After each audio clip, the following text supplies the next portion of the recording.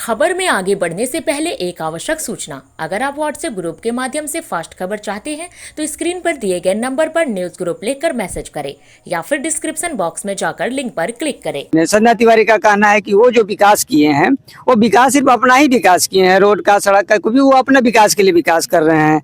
वो उनका कहना है कि जनता का विकास इससे नहीं हो रहा है। साथ ही साथ उनका ये भी कहना है, आज ही हमने उनका इंटरव्यू किया है जिसमें वो कहते हैं कि मिथिलेश ठाकुर के आने से यहाँ माफियागिरी बढ़ गई है, यहाँ पर दबंगई बढ़ गई है। आप उनके काफी नजदीक हैं, आपसे नजदीक कोई नहीं है। क्या लगता है मिथिलेश ठाकुर कितना सौम्य है, शांत है, किस तरह के विचारधारा के हैं, इस पर आपका क्या बात होगा? आप सीधा आरोप ये लगाना चाह रही हैं क्या कि विपक्षी लोग जो हैं वो धर्म के नाम पर वोट की राजनीति? मैं ये नहीं कहती हूँ। तो मेरे माननीय मंत्री जी कहते हैं अपने काम को करो, नकारात्मक बातें ना देखना चाहिए, ना सुनना चाहिए और ना समझना चाहिए। नमस्कार, मेरा नाम है सुनील कुमार और आप देख रहे हैं तलाश टीवी। इस समय मैं एक ऐसे जगह पर हूं जहां पर गढ़वा के व्यवसायी संघ के लोगों ने मिथिलेश ठाकुर को सपोर्ट कर दिया है, खुलकर उनके बारे में बोल रहे हैं और बहुत सारी यहाँ महिलाएं हैं और साथ में एक सबसे बड़ी बात है कि मिथिलेश ठाकुर की वाइफ भी यहाँ पे साथ में है।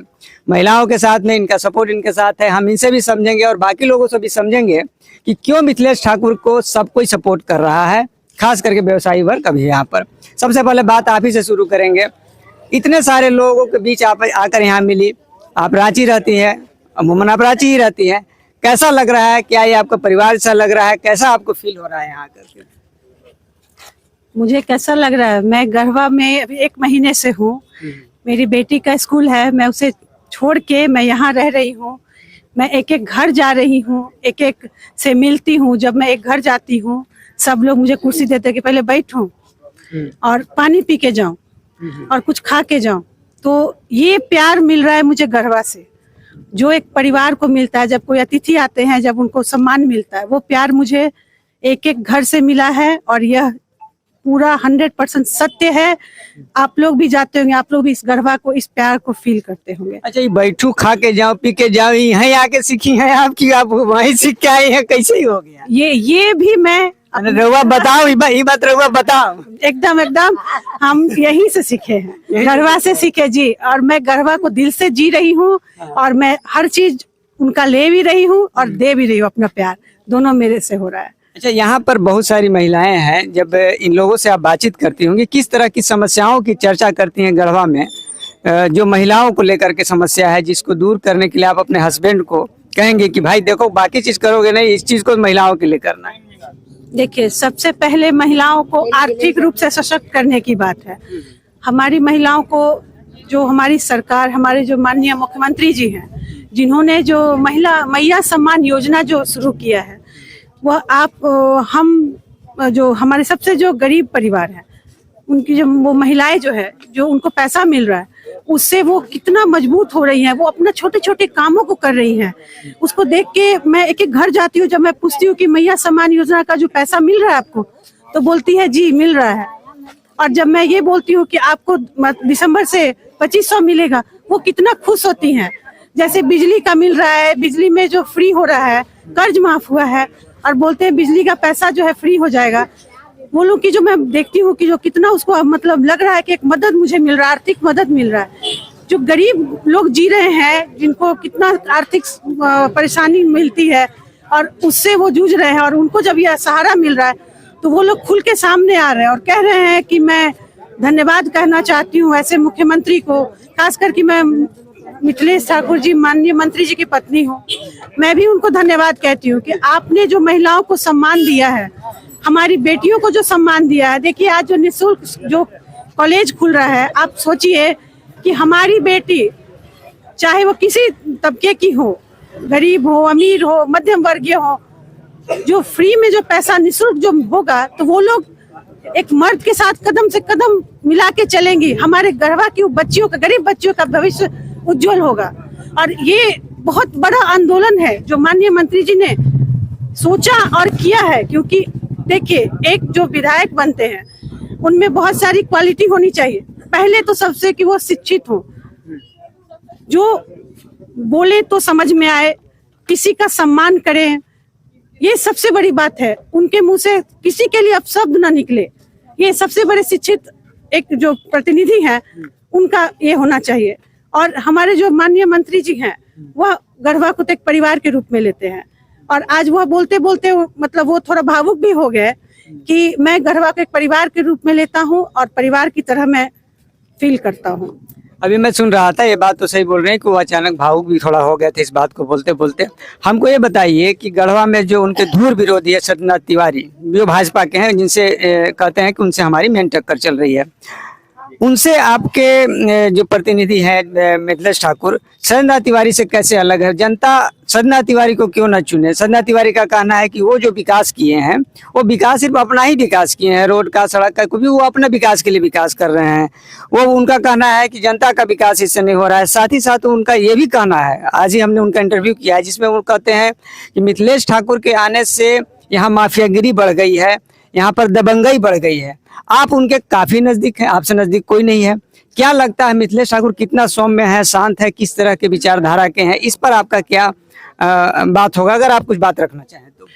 सबसे पहले मैं अलग जो हमारे पूर्व विधायक हैं सत्यनाथ तिवारी जी, उनसे मैं अपने पति को अलग एक शिक्षित रूप में मानती हूँ। पहले मेरे जो पति हैं वो सहज रूप से किसी से बात करते हैं, किसी के बारे में नकारात्मक बातें नहीं बोलते हैं, चाहे वह धर्म के रूप में हो, जात पात में हो, उससे वो अलग है। वो उसके बाद जहाँ तक बात है कि काम की, वो काम भी हर क्षेत्र में माननीय मंत्री जी ने किया है। और उससे भी जब अभी मैं 2-3 दिन पहले मैं जब देख रही थी कि गढ़वा में एक जनता थी जो प्रेग्नेंट लेडी महिला थी, जिनका जो ब्लड ग्रुप था वो बहुत रेयर था, जो लाखों में एक का रहता है। वो मेरे पति का भी है, जो लाखों में एक रहता है, रेयर ब्लड ग्रुप है। जब उनको पता चला, वो नहीं भी कर सकते थे, जिस स्थान पे वो हैं वो चाहते तो टाल भी देते, कोई भी नहीं जानता, लेकिन वो ऐसा नहीं है। उन्होंने उस महिला की दर्द को समझा और वो जाके अपना चुनावी कार्यक्रम को छोड़ के और उनकी मदद की है। तो मंत्री जी पूर्व विधायक जी से अलग इस जगह होते हैं क्योंकि वो जनता को दिल से जीते हैं, सुख दुख में जीते हैं, मदद करते हैं, ये हमारी जनता बताती है। और तीसरी बात है कि हमारे विधायक जी धरातल पर काम करते हैं। हमारे मंत्री जी, उनका कोई भी बात जुमलेबाजी में नहीं रहता है, हकीकत में रहता है। चाहे वह गरीब से पूछिए, चाहे हमारे मध्यम वर्गीय परिवार से पूछिए, चाहे व्यावसायिक वर्ग से पूछिए, हर क्षेत्र में आप पूछिए, चाहे ऊंचे ये में भी पूछिए। मैं तो ये कहती हूँ कि मंत्री जी ने तो अपना लोहा ऐसे मनवा लिया है कि कभी भी हमारी गढ़वा की धरती पे हमारे कोई भी प्रधानमंत्री आज तक नहीं आए थे। पहली बार ऐसा हुआ है कि माननीय प्रधानमंत्री मोदी जी आज गढ़वा आए, इसलिए आए कि कहीं ना कहीं उनको शंका हो गई थी कि हमारे जो पूर्व विधायक जी है हार न जाए, इसलिए वो आज उनके तरफ से वोट मांगने गढ़वा में आए थे। और माननीय मंत्री जी का काम बोल रहा है, वो किसी के बारे में नकारात्मक बातें नहीं बोलते हैं। उनका मैं कभी कभी 1-2 वीडियो भी देख लेती हूँ, तो मैं कभी कभी बोलती हूँ कि आप इसके बारे में आपकी क्या प्रतिक्रिया रहती है। तो मेरे माननीय मंत्री जी कहते हैं अपने काम को करो, नकारात्मक बातें ना देखना चाहिए, ना सुनना चाहिए और ना समझना चाहिए। आपको सब खुद देख रहे हैं, समझ रहे हैं। मैं जनता जनार्दन है, वो हर बातों को अब समझ रही है। आज 10-15 दिन बचा हुआ है ना? चलिए, नहीं, हाँ, मैं एक बात बोलना चाहती हूँ। 10-15 दिन चुनाव से पहले से मैं बात एक कहना चाह रही हूँ आपको कि 15-20 दिन से कुछ मैं कहीं अफवाहें सुन रही हूँ, हल्ला गुल्ला सुन रही हूँ, दंगा सुन रही हूँ। देखिए, मैं वो नहीं कहती कौन गलत है कौन सही है, मैं ये नहीं कहती। मैं ये कहती हूँ कि हम लोग सब समझते हैं ये सब 10-15 दिन पहले ही क्यों हो रहा है, यह 5 साल में क्यों नहीं हुआ। तो आप लोग समझदार हैं, कृपया करके अपने आप लोग सब नियंत्रित रहें, संयम रखें। और ये जो हमारा जो त्योहार है, चुनाव का जो त्योहार जिसमें जो हम वोट देते हैं, उसमें हम अच्छे से वोट दें और सोच समझ के वोट दें, जिसको भी दें। मैं ये नहीं कहती आप मेरे पति को वोट दें, मैं भी वोट दूंगी, गढ़वा से वोट दूंगी। आप सीधा आरोप ये लगाना चाह रही हैं क्या कि विपक्षी लोग जो हैं वो धर्म के नाम पर वोट की राजनीति? मैं ये नहीं कहती हूँ। मैं किसी के बारे में मैं नहीं बोल रही हूँ। मैं सिर्फ ये कह रही हूँ कि आप लोग सोच समझ के वोट दें, ऐसे प्रत्याशी को वोट दें जिससे मेरा गढ़वा आगे बढ़े। गढ़वा हम सबका गढ़वा है। मैं भी यहाँ वोट दूंगी और मैं अपने पति की सबसे बड़ी समर्थक भी हूँ, क्योंकि उन्होंने इतना काम किया और मैं गर्वान्वित महसूस करती हूँ अपने पति के लिए कि उन्होंने सबके लिए काम किया है। लोगों से क्या अपील होगा? लोगों से अपील होगा कि आप सोच समझकर वोट दें, अपने घर में ना रहें। और ये जो कार्यक्रम वोट देने का जो 13 तारीख को है, उसमें जो वोट देने का जो कार्यक्रम है जो 13 तारीख को है, उसमें बढ़ चढ़ कर हिस्सा ले और सबको समझाएं कि वोट देना कितना जरूरी है। इस एक वोट के वजह से हम सही और गलत में फिर मतलब गलत आदमी भी आ सकता है।